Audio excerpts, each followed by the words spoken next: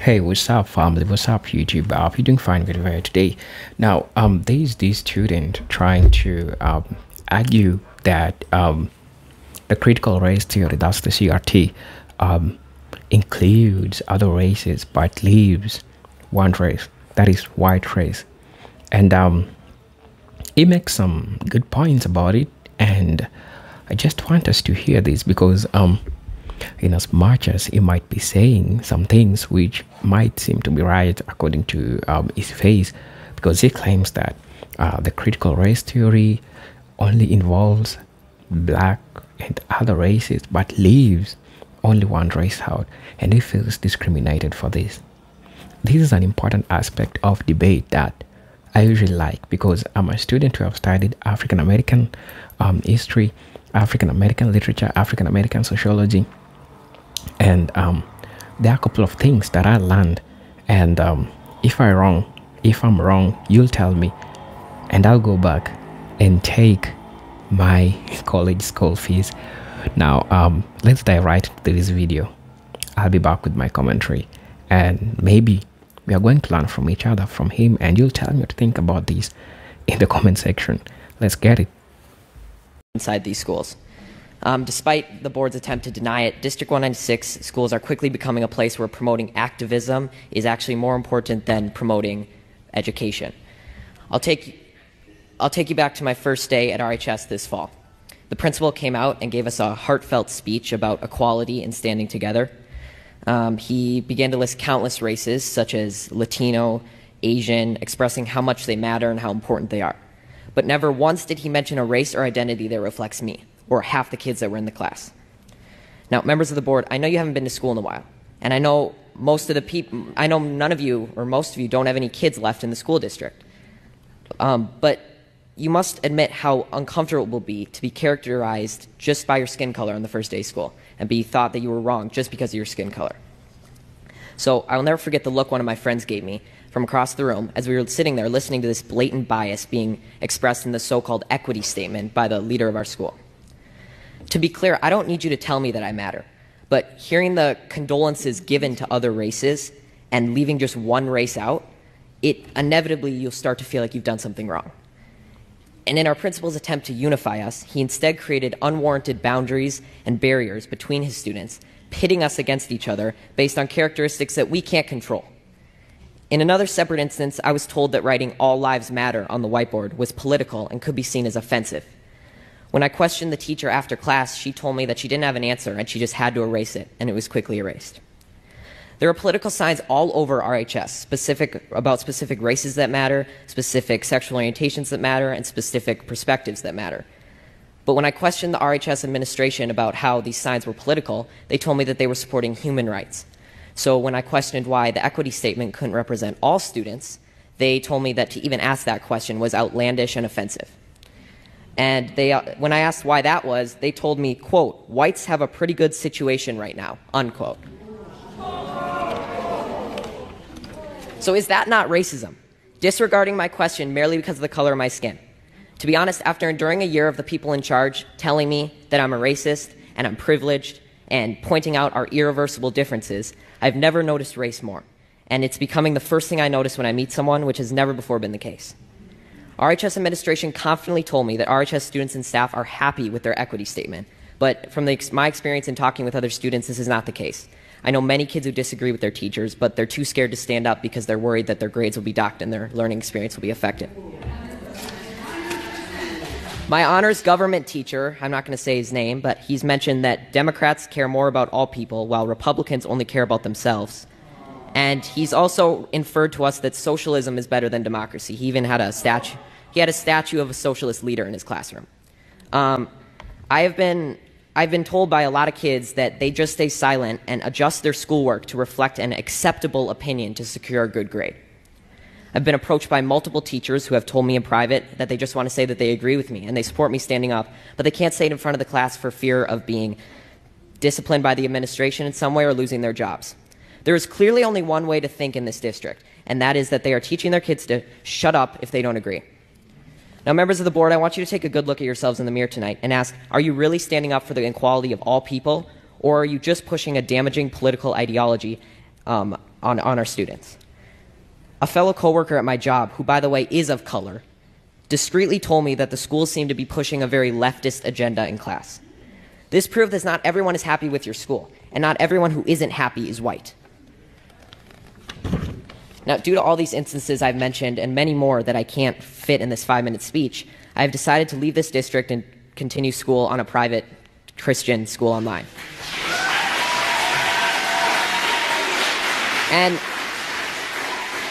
And there will be sacrifices, and I will not get to walk in the graduation ceremony or attend milestones at RHS, but I will be able to learn in an environment that is not intent on punishing me daily for my skin color and political views.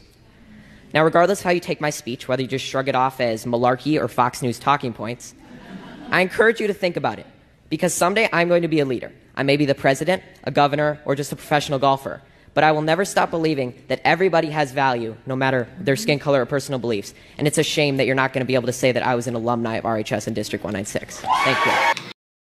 First of all, to begin with, of course, discrimination is not a good thing. I agree with him totally, because you will feel bad for being discriminated.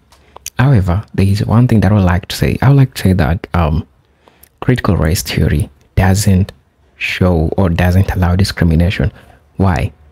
This is because critical race theory isn't only for black people or people of color. Remember when black people was fighting for affirmative action, it could have looked that it is for only black people, but it also served other group of races. It also served other group of people. Now, critical race theory, you need to understand, this is a critical framework used to examine how race and racism have shaped social structures, policies, institutions, affecting everyone in the society. Not only black people, not only Latinos, not only African American, not only black Americans, not only Indians, name it all, but for everyone in the society. What you need to understand is that while it emphasizes understanding and addressing the experiences of marginalized racial groups, it also encourages people of all backgrounds to reflect on how race influences law, culture, social dynamics. That's what I'm talking about, because when you study the critical race theory, it looks at intersectionality. What do I mean by intersectionality? It covers different aspects. It crosses different aspects, be it social, be it political, be it economic. How are black people affected in the economic sector? Because it addresses the experiences of marginalized racial groups. But even if it looks for marginalized group, it doesn't shut it high to other group of people. It is a structure for everyone, but mainly it focuses on marginalized group. That's how for me I understand critical race theory. And while I can say that the argument of the brother, he makes some valid point, because I understand the essence of feeling like you've been left out, but I feel like the brother didn't look so much into like the structures which were put. He needs to understand what was the reason as to why this critical race theory was put before. It was put to look at the blind spots that left marginalized groups out. But now when the critical race theory is now here, now it feels being left out. While that might seem to be true, because I think he's also blind enough not to see the structures that have been put to make him look like he's got it all, like just any other white person, you know. And of course there might be this denial that you know, that's just what people say, but we are not seeing any privilege. that we are having as, white people. But again, we need to ask ourselves this question.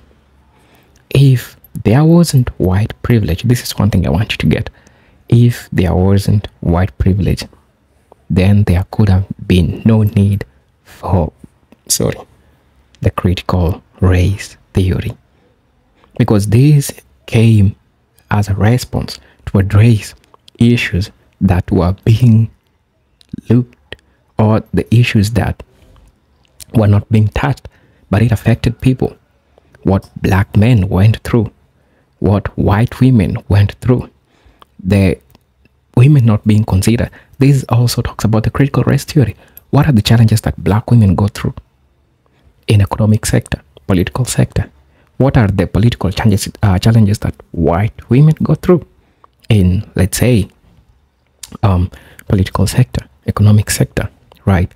So critical race theory was not majorly for black people, but for marginalized groups, and it was for everyone because it touches different sectors.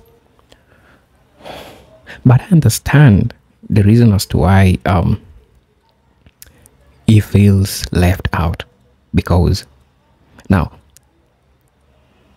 people are waking up and the structures right now are being exposed and people are getting to see or to know the truth. Now I understand the path from his image, but I think you need to take time to just look at really deeply the critical race theory. Like, does it really favor?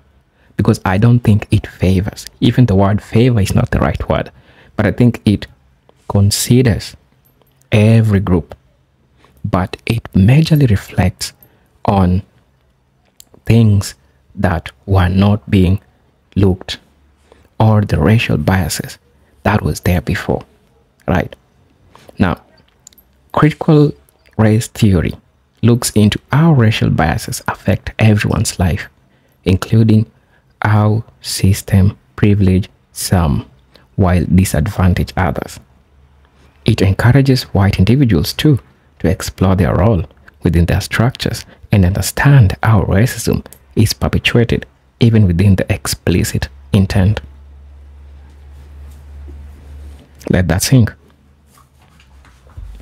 In this way, critical race theory is a lens for everyone to critically assess and improve societal structures, aiming towards a more equitable society.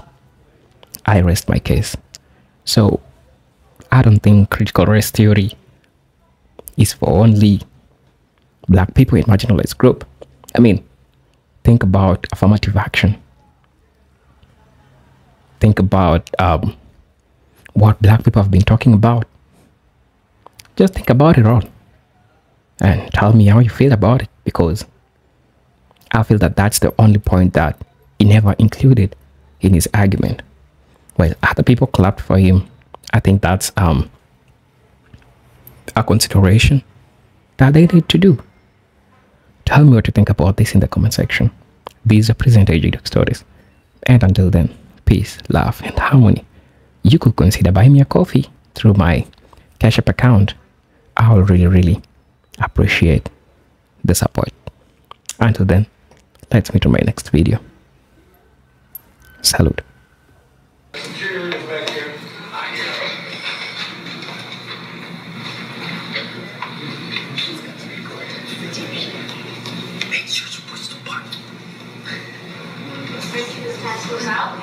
No, we're here to listen to you.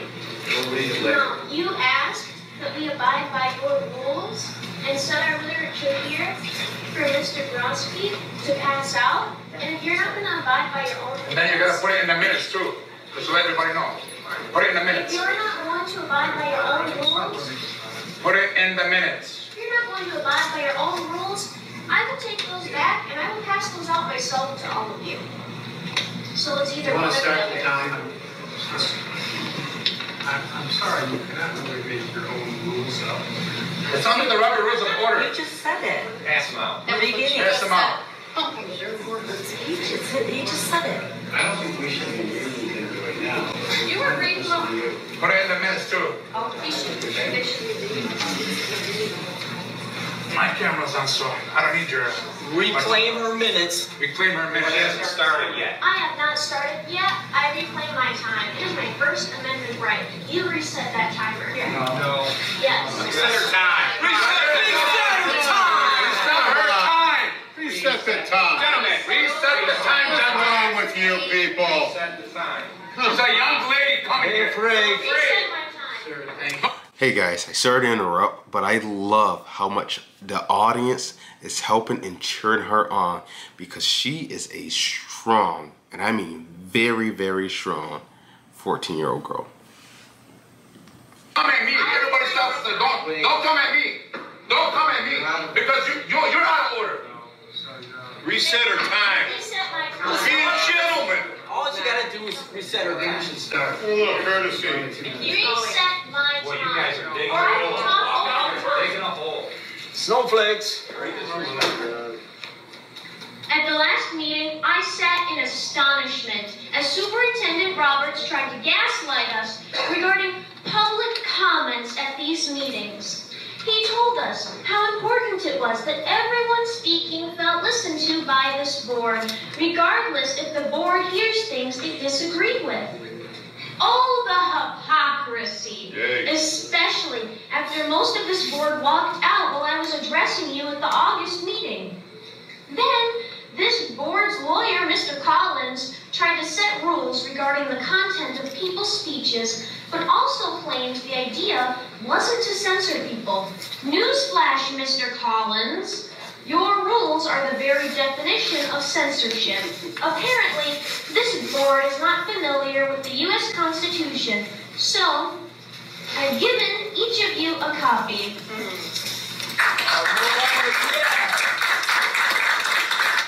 Wow, I just want to give her a round of applause as well. It takes a lot of dedication to go out and talk in front of a board like that. She's only 14 years old. Look how powerful she is speaking and how she's transferring her energy to the school board. Please note the First Amendment on page 21, which clearly states there shall be no rules abridging freedom of speech. Additionally, the people have the right to air grievances to the government. So, to clarify this to you, board members, a Board of Education is the governing body of a school district, and therefore, we have the constitutional right to speak about whatever grievances we have. You can't limit the content or direct who we can or cannot talk about. If you don't want to be embarrassed or be in the spotlight, then resign from this board.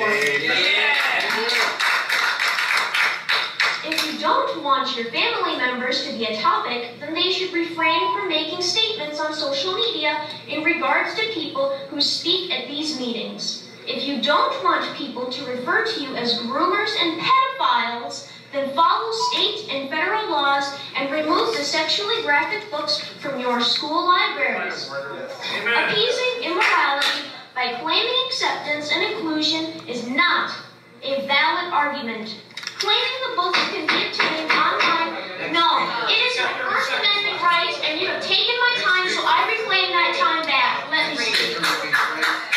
I reclaim my time back.